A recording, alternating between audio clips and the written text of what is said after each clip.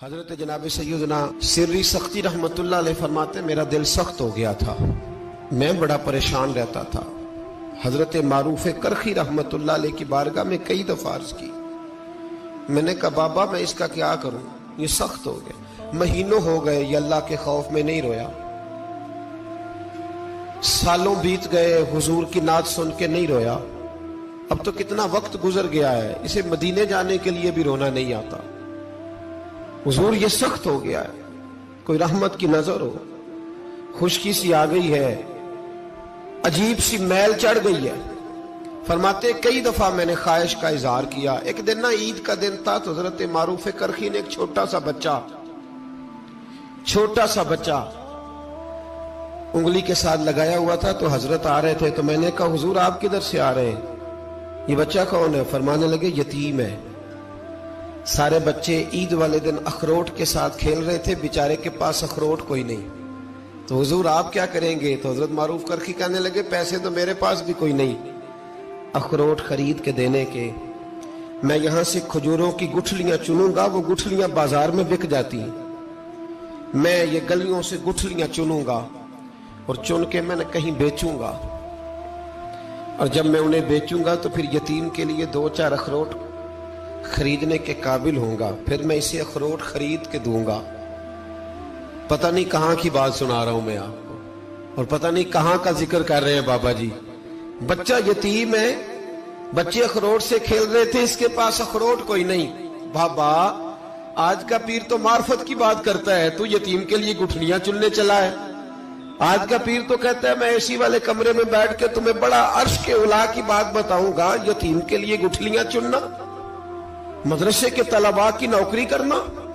یتیموں کا، غریبوں کا، ان مجبوروں کا خیال کرنا، یہ تو رواج ہی نہیں ہے آج کا۔ بابا تو کیا کہانی سنا رہا ہے؟ تو حضرت معروف کرخی کہنے لگے گٹھلیاں چنوں گا، پھر انہیں بیچوں گا،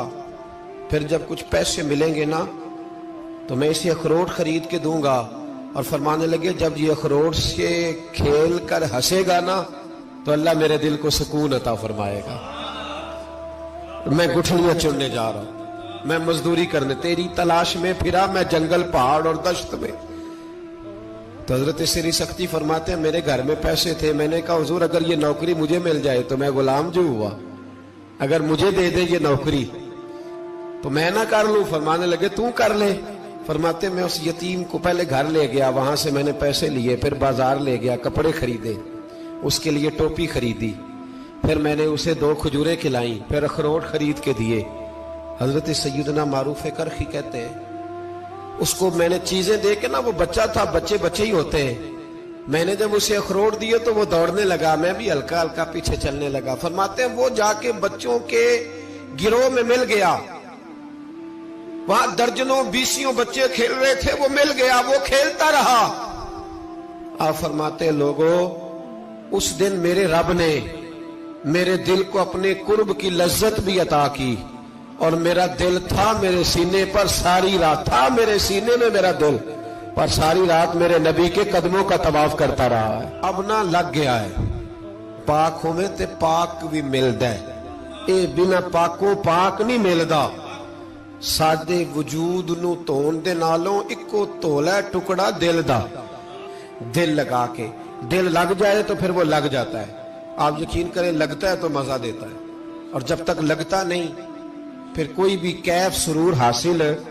امام زین العابدین رضی اللہ تعالیٰ عنہ مولا علی شیر خدا کے پوتے، امام حسین کے صاحبزادے، سیدہ پاک کی پیاری نسل، امام زین العابدین گھر میں نماز پڑھ رہے تھے، غور کرنا بات پہ، گھر پہ نماز پڑھ رہے تھے، گھر میں آگ لگ گئی۔ جب آگ لگی ہے تو پھر شور بھی ہوتا ہے، کچھ لوگوں نے شور مچایا، آگ آگ آگ، دور دراز سے لوگ دوڑے، آپ کا ایک چھوٹا بچہ بھی پاس سویا ہوا ہے، آگ لگ گئی، شور ہو رہا، دور دراز سے لوگ پانی لے کے دوڑ رہے ہیں، آگ بجھائی جا رہی، امام صاحب نماز پڑھ رہے ہیں، حکم ہے کہ ایسی ایمرجنسی دیکھو تو نماز توڑ دو، پر اس کے لیے جو دیکھے ہی نہ، جسے سوجے ہی نہ ہو کیا رہا۔ امام زین العابدین پڑھتے رہے، نماز مکمل ہوئی تو آپ کی زوجہ کہنے لگی اللہ آپ پہ رحم کرے، گھر میں آگ لگ گئی تھی، سارا محلہ، سارا گاؤں، سارا شہر ٹوٹ پڑا، بچہ سویا ہوا تھا، آپ نے توجہ ہی نہیں کی۔ تو آپ فرمانے لگے ہلکی سی بن بناہٹ ہوئی تھی میرے کانوں میں، پر میں اللہ کی نماز پڑھ رہا تھا، پر میں اپنے رب کی،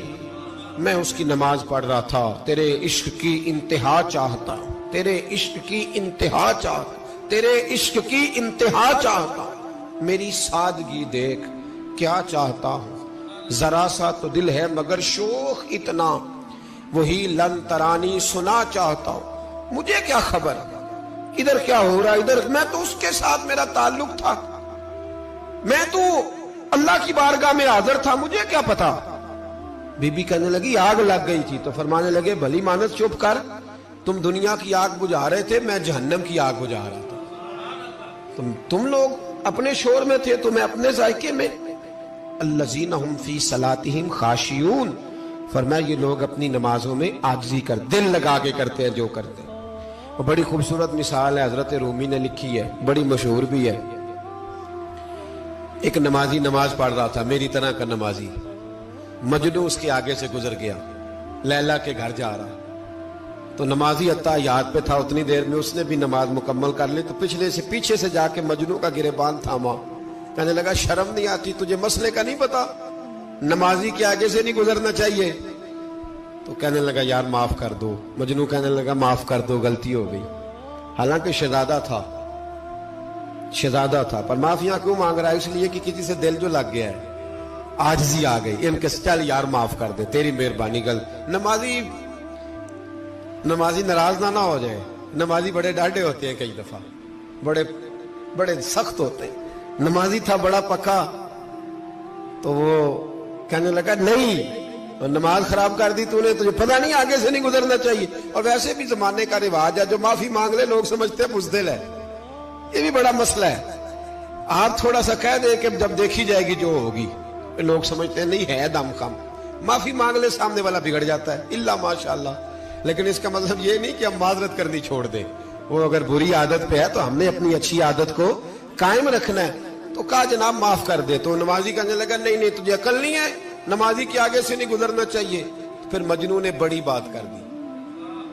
پھر ایک عاشق نے عاشقوں والا جملہ بولا، پھر ایک محبت کرنے والے نے بڑی بات کی، کہنے لگا یار نمازی میں تو معافی مانگ رہا ہوں تو نہیں دے رہا، چل ایک سوال کا جواب ہی دے دے کہ میں تو عورت کے عشق میں جا رہا تھا، مجھے تو نظر نہیں آیا کہ تو نماز پڑھ رہا ہے، میں تو بی بی کے عشق میں تھا، مجھے تو نظر نہیں آیا، تو بتا تو رب کے عشق میں تھا، تو مجھے کیسے دیکھ رہا تھا، میں تجھے کیسے نظر آیا، حالانکہ تو اللہ کے عشق میں کھڑا